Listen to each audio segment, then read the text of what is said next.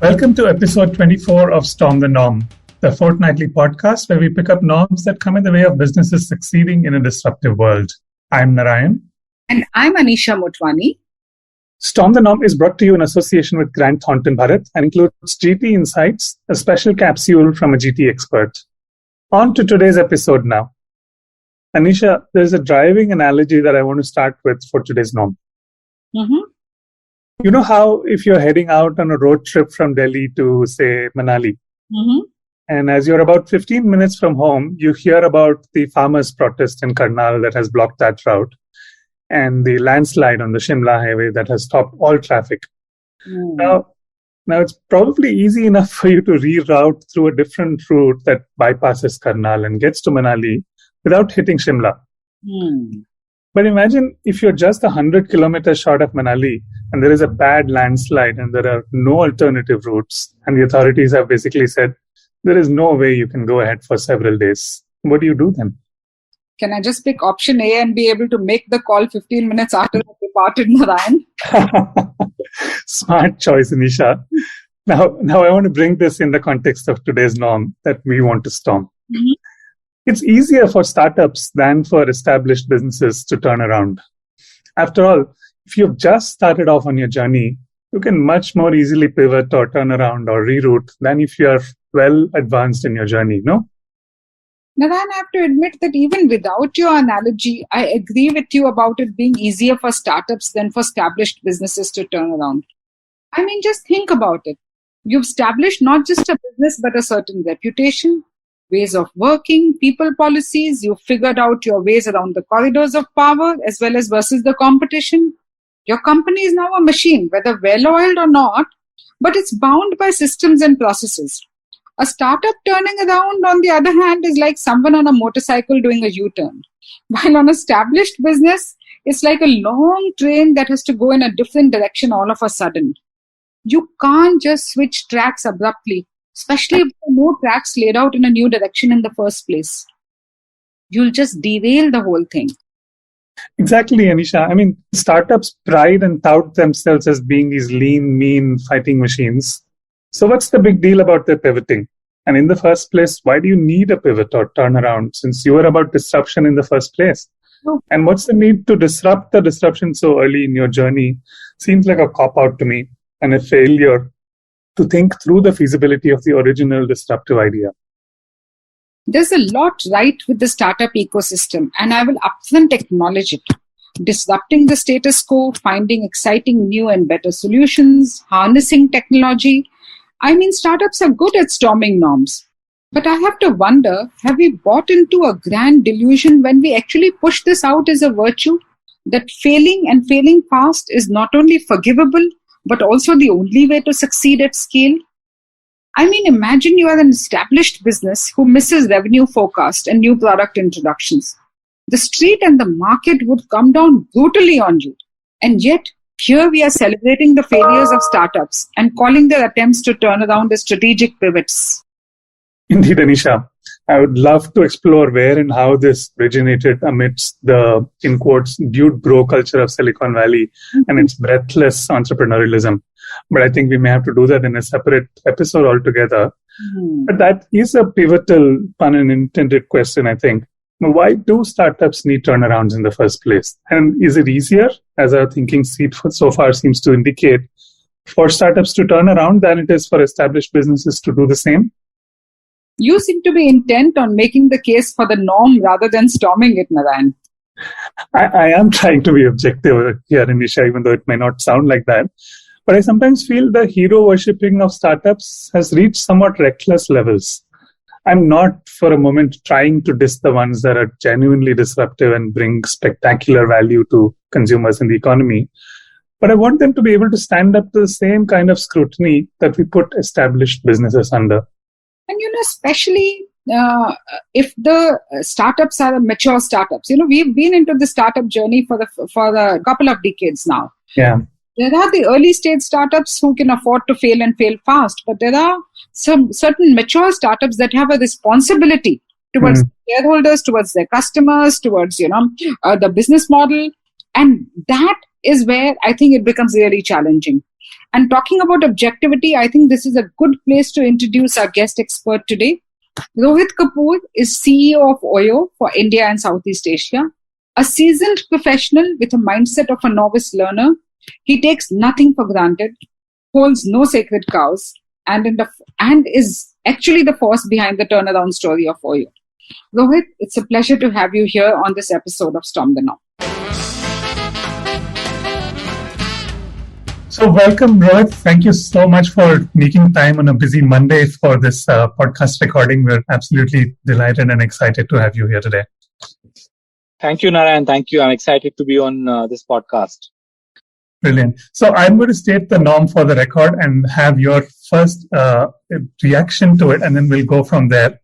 The norm is that startups find it easier to turn around than do established businesses. What's your take on that? So, Narayan, I think the notion that any business does not turn around itself is flawed, right? Okay. I think in a journey of 10, 15, 20 years, if I look at any business, it would have gone through not one but multiple turnarounds. Mm. Mm. Now, unfortunately, turnaround as a word has a certain connotation which I don't agree with. Right? Okay. Let me give you actually an example which is slightly different. So I do a little bit of angel investing, right? Okay. And quite, and some people do the same. So it'll be a little surprising that I look at the macro industry and the quality of their team. I almost ignore the present business, not the idea, but the model that they're implementing, right? For a simple reason that I know that if that company does well over time and they scale up, they would have changed that model 10 to 15 times. And that's learning and evolution. So it's almost like a waste of time to sort of spend enormous amount of time if you're doing angel funding trying to analyze the exact business model at that point in time. Now, it is true then, it is true throughout the journey of a company. That there will be phases of high growth, there will be phases of consolidation, there will be phases where cost restructuring is more important, technology product is more important, and there will be phases where, the market is there for taking and you again go for growth and expansion, right? The question is our startups more agile? I think they just need to be. I think it's also a matter not simply of ability, it's also need, right?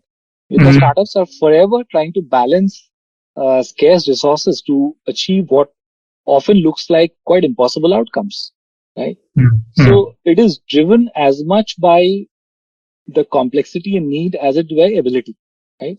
And equally, I will say that having worked in one of the most successful startups in India today, and worked with other promoters who are very high quality in the past, both as a consultant and during my corporate career.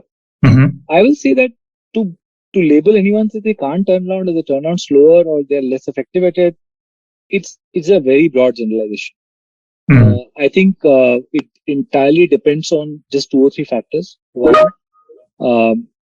what is the realization and intent of the person or the board or who's ultimately leading the entire company?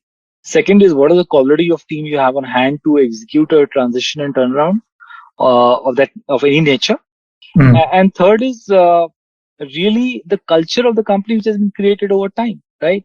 And cultures are sometimes startups have fantastic culture, some startups have not so great culture. This is equally true of others. So I think this is a broad generalization which is sort of not entirely true. It is very company specific, it is very leader specific, it is very team specific. I liked how you first blew a cannon in the face of the norm and then you kind of softened in the end. But I'm going to stay with the first 2 things that you said, that it is, don't look at it as a turnaround. That itself is a strong starting point.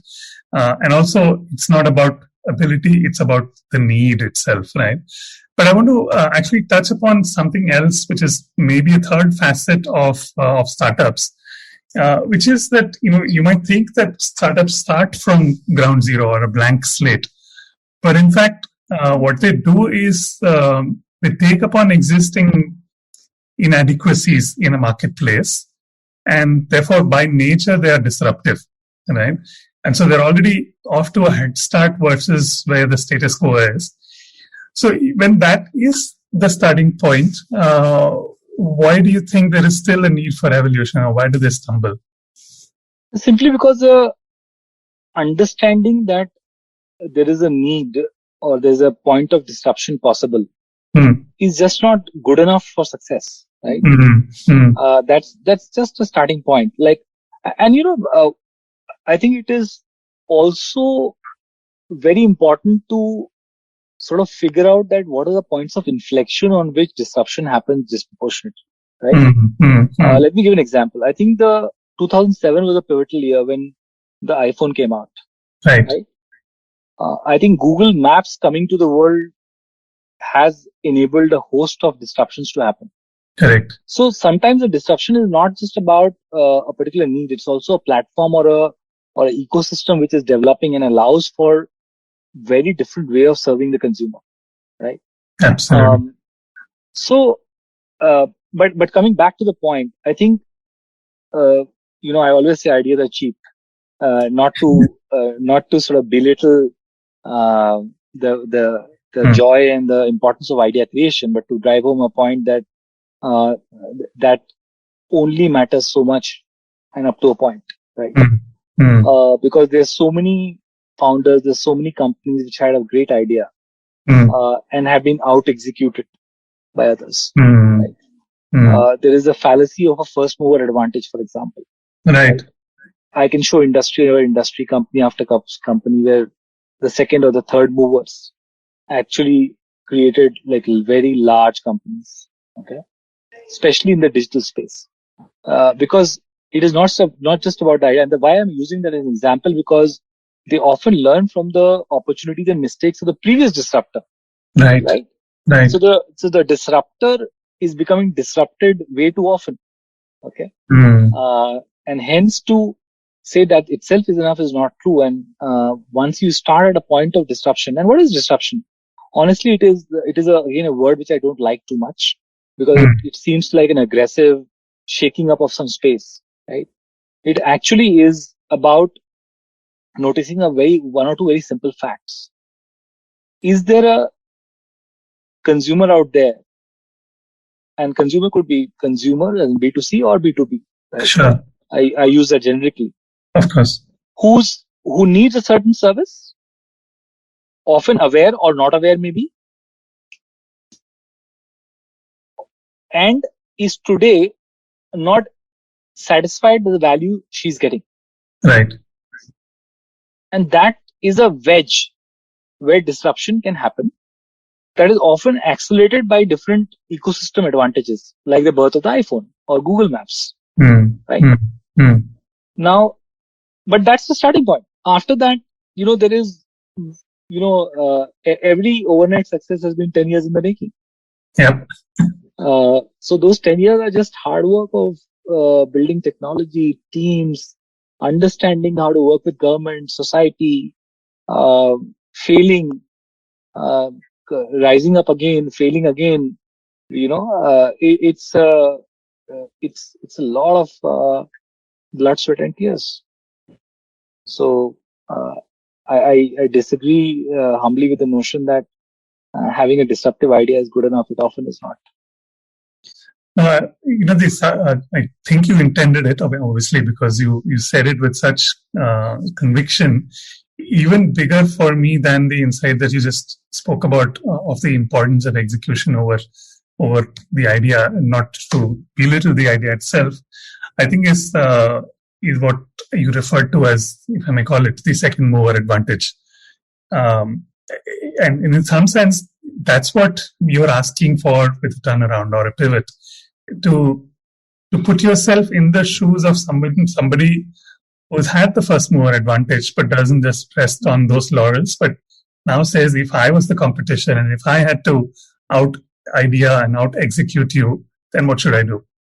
Yeah, and I think one of the personas which is very important to create, especially in markets where you may be a clear market leader, is to imagine internally that if somebody were to disrupt you in the form that you exist, what could that look like, and how to create the organization internally to disrupt yourself?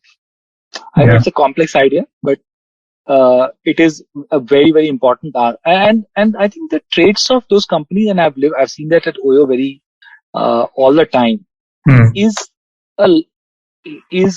almost a permanent state of dissatisfaction with the present reality. Yeah. Right. And I use the word permanent state very deliberately. I think we are a company which does celebrate successes, but we move on very quickly from there. Right. To a point of fault where we often sort of internally said that probably you should celebrate a bit more. But the way the mind operates is to say this is done, right? While we should celebrate and we should look into the past and all the glory, right? Where to now, right? And why? And that creates a constant source of energy, internal disruption. As much as I hate the word, it's overused, one of the most overused words in the lexicon, right? And it creates a sense of purpose, of renewal for everyone in the organization to say that every day I'm here, I have reached a point that I feel like a student all over again. Because I've now zero based there. So people do zero based budgeting. Right? I think we do zero based everything every day. It just spurs you on to become better and better and better over time, but having the humility to know that there's nothing called arrival. It's a permanent state of evolution. Actually, connected to what I was going to ask next, which is, you obviously are going to be familiar with this. Oyo itself having been born out of a Thiel fellowship, but one of Peter Thiel's original concepts of what is the idea of success or growth, is it 0 to 1 or is it 1 to n? So what I'm hearing you say is keep going back to 0 and go for 0 to 1 each time. Is that accurate? Yes, in a way, yes. But the value of that 0 could be very different each time you stop, right? Right. So in a way, conceptually, what you're saying is yes. But I'm making slightly different point. I think I value all skills. I value skills about in team you should have a 0 to 1 skill, right? And by the way, those who have that skill should also learn the 1 to 100 skill, because you don't want to do a 0 to 1 your entire life, right? True. And the 100 to 10,000 and beyond. Yeah. I think some of the companies like Apple or Amazon or which are very, very large today by any standard, have shown that if you just keep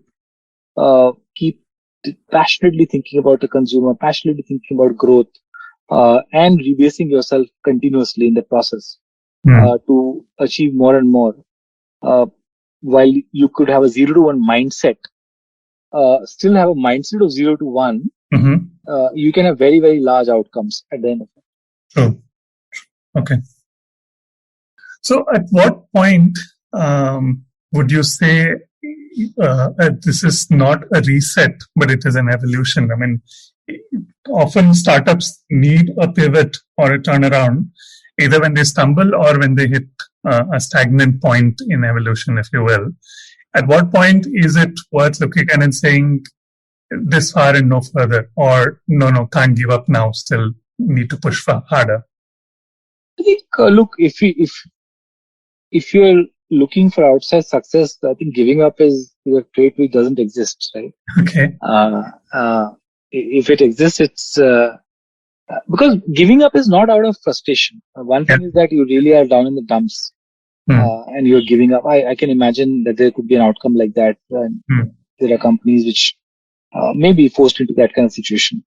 But challenges are every day. I think, look, people think that there are challenges when there is lack of growth. There are even bigger challenges when there's growth all around, right?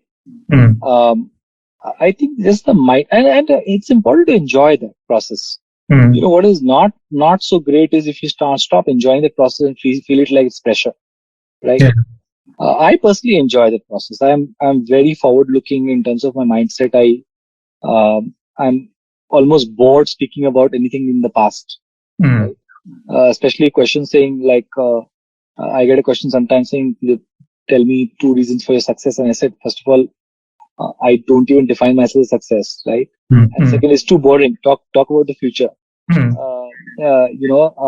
what I'm energized by is the prospect that there is always, better outcomes to shoot for. Yeah.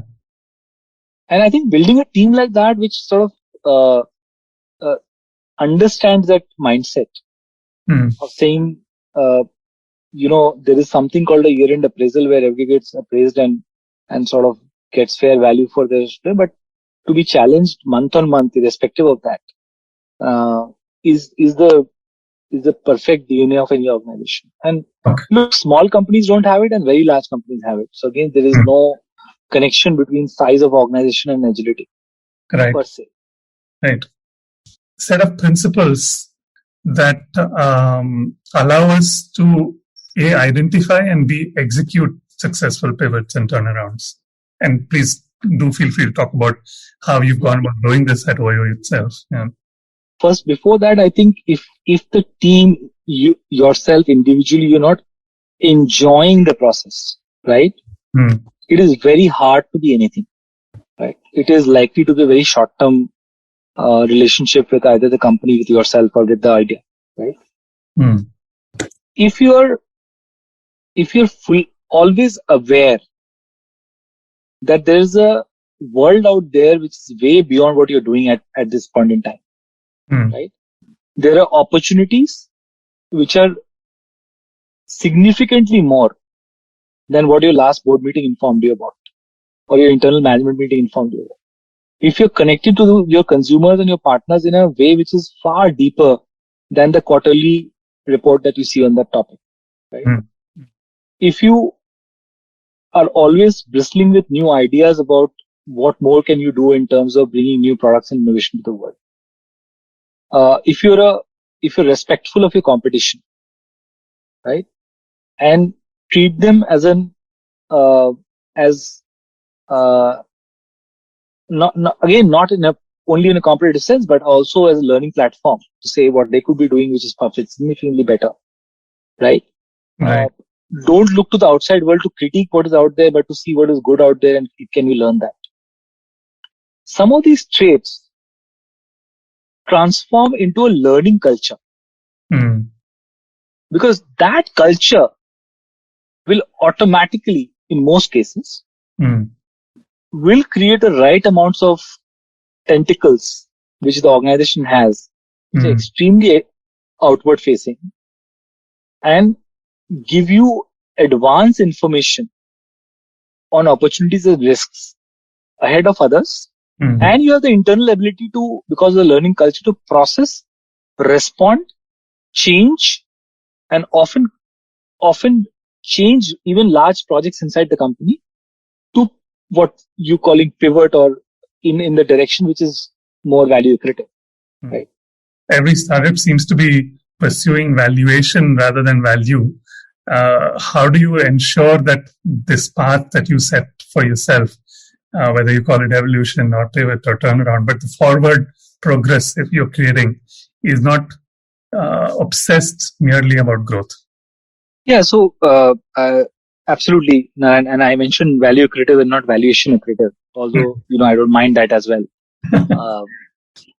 I think value accretive is a much more comprehensive multi-stakeholder approach, versus only a world which cares about shareholder accretive outcomes. I think we are in a world where unless and until multi-stakeholder value is created, large success is not possible. That's more or less the questions that I had. I think this is so much to absorb from everything that you've said. Thank you so much, Rohit, and look, such a delight to have you. Absolutely. Thank you, Narayan. Thank you. Pleasure. Thank you. So, Narayan, what did you take away from everything Rohit said? My usual question. And I have a slightly different answer this time because I started off with that analogy. So I'll go back to that road trip analogy that we started with, Anisha. Yeah, we need to close the loop on that one. Yeah. So for me, the fundamental precept Rohit outlined to storm this norm was this. Whether you're 100 kilometers from Manali and the road ahead is blocked, or if you learn of road blockages 15 minutes after you've left home, there are two questions to ask. The first, do I still want to get to Manali? If yes, then it will take longer now, and that's not an unreasonable twist in the tale. The second is, why do I want to get to Manali? That answer, right, whether it's for relaxation or adventure in extreme environments or to shoot a movie in that kind of a location, will throw up alternatives about where else you can find relaxation or extreme adventure or shoot the movie. So pivoting at this stage will still get you to your destination, just not the same physical place. That's such a beautiful analogy, and that explains and summarizes everything that Rohit said so beautifully. Nicely put, Narayan. Thank you. So, yeah, I guess advice to self also, but don't be so hard-headed about the need for pivots and turnaround. I guess that's what Rohit was telling us. What about you, Anisha? How would you storm this norm? What hacks do you have for our audience? As usual, I've got 5 hacks. Okay. I'll start off. Yeah. Most organizational transformations actually focus on productivity improvement. Better, faster, and cheaper approach to how the company works. It's a proven recipe for delivering faster results to bottom line. But sometimes it's no longer enough to just focus on better financial returns, but also to remake who and what they are as organizations. Doing the first is hard enough. Changing what your company is and does requires understanding where the value is shifting in your industry, spotting opportunities in the inflection points, and taking purposeful actions to seize them. So, if I may paraphrase it, the first hack is this. Don't just change your spot the change and leverage it. Indeed, Narayan. I mean, that's really well paraphrased. In many ways, the analogy that you used, why are you getting there? It's not just where are you getting, but why are you getting there? That is the more difficult one. Answering that will get a lot of solutions in place. Here's my second hack. The companies that are most successful at transforming themselves sequence their strategic actions so that the rapid lift of performance improvement provides oxygen and confidence for big moves that have to follow, whether it is in pivoting your business model, capital investments, resource allocations, or any big change that you have envisaged. And when the right portfolio moves aren't immediately available or aren't clear, the improved performance helps buy a company time until the strategy can catch up. So while no one can guarantee that your next big thing will be, remember the Steve Jobs, the famous iPod breakthrough? Yeah. There's nothing stopping you from laying the groundwork for a successful all-in transformation. So it's not just what you do, it's when you do it that can make all the difference. Absolutely. And having the ground set right. So, make sure that you're getting your basics and your hygiene in place so that you're ready to pivot when you have the next big, whether it's the idea or the model or the segment identified, and then you're ready to go. Awesome. And here's hack 3. Lead with capabilities beyond mere people, process, and technology. Even technology today is becoming hygiene, Yeah. Do you have the capabilities for your new idea or your new model or your new pivot? Ultimately, leaders should move quickly past a people, process, and technology definition of capability, because that's becoming very hygiene, to one that represents a more holistic and complete picture. For example, what is your customer engagement capability?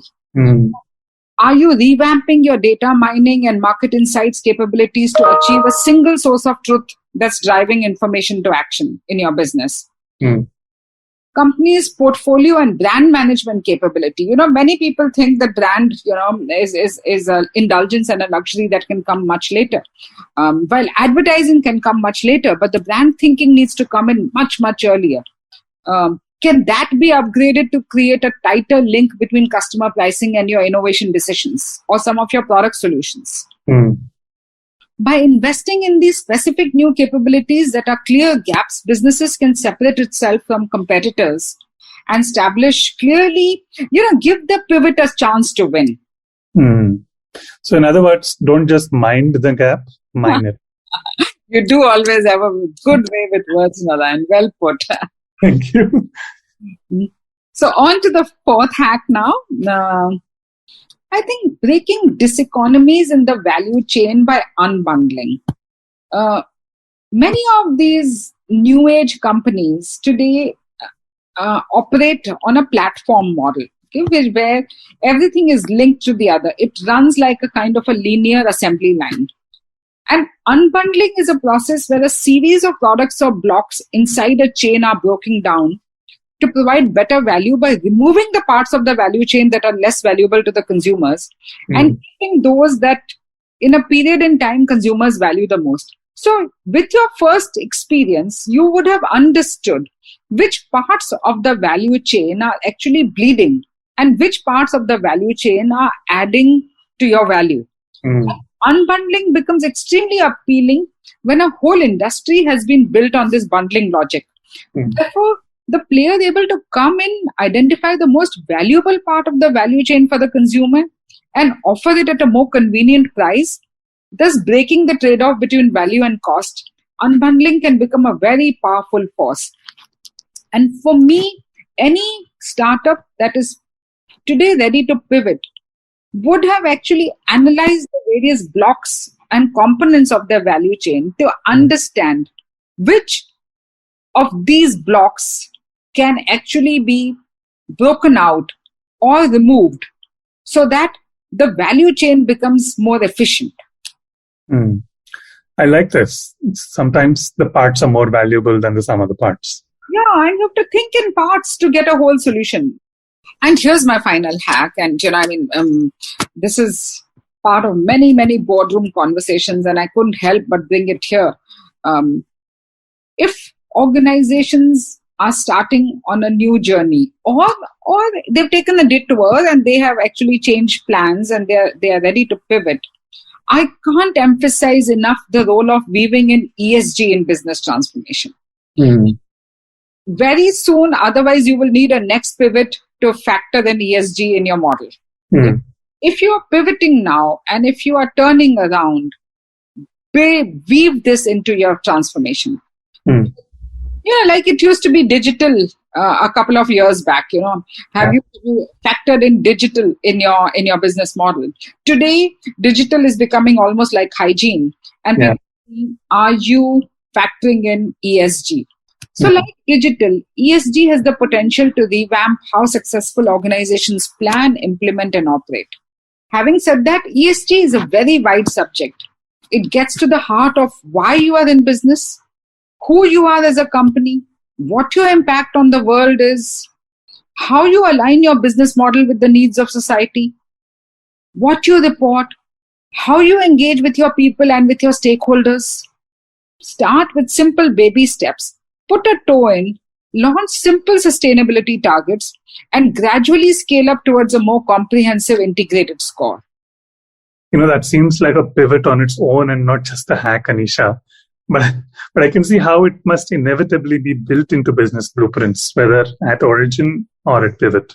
No, you're absolutely right, Narayan. Maybe it merits a whole new episode. But it was important to bring it in context to the businesses that are pivoting and transforming. Yeah, sounds good. Insightful as ever, Anisha. So on to our GT Insights module for the episode today. And to give us the insight today, we have with us Grant Thornton Bharat expert, Siddharth Nigam, National Managing Partner Growth for Grant Thornton Bharat. Siddharth, thank you so much for making time for this today. Thank you, Narayan. Pleasure's mine. Okay, I'll just jump straight into the question.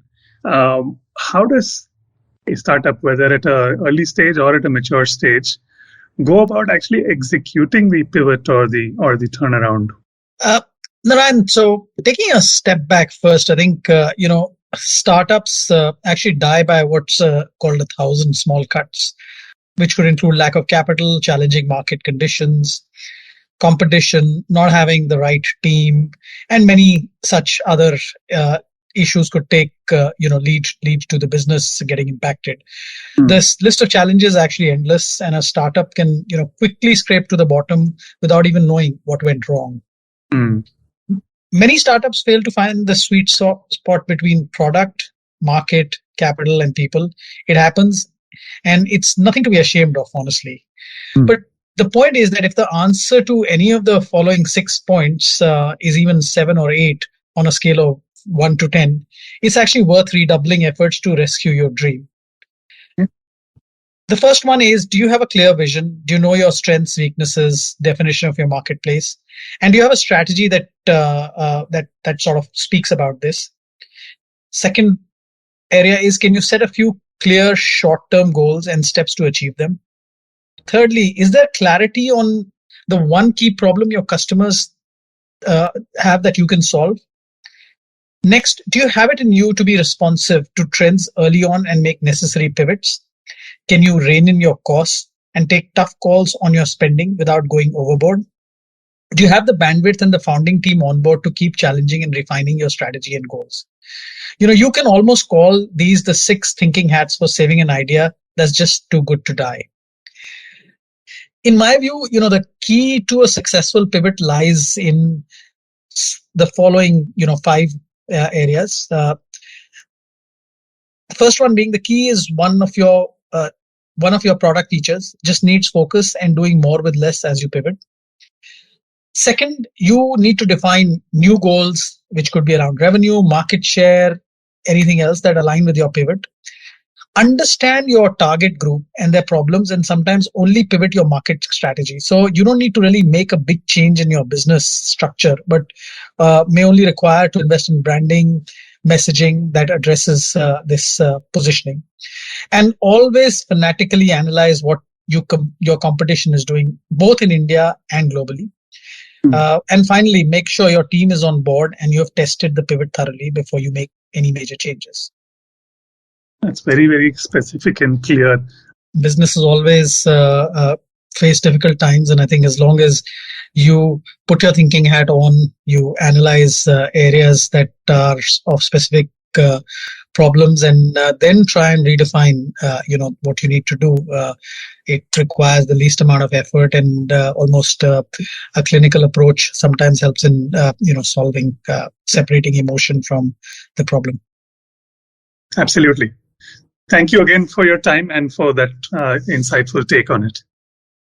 Thanks, Narayan. A norm that is urgently relevant today, a deeply insightful and expert guest perspective, hacks to storm the norm, and a business perspective. That's a full plate to wrap up episode 24 of Storm the Norm, now powered by Grant Thornton Bharat. As always, there are multiple places you can catch us on: Spotify, Apple Podcasts, SoundCloud, and JioSaavn by just searching for Storm the Norm, and on Saregama Karwan 2.0 devices on channel 453. This is Anisha and Narayan signing off for now. We'll be back with a new episode shortly. Thank you and talk to you soon.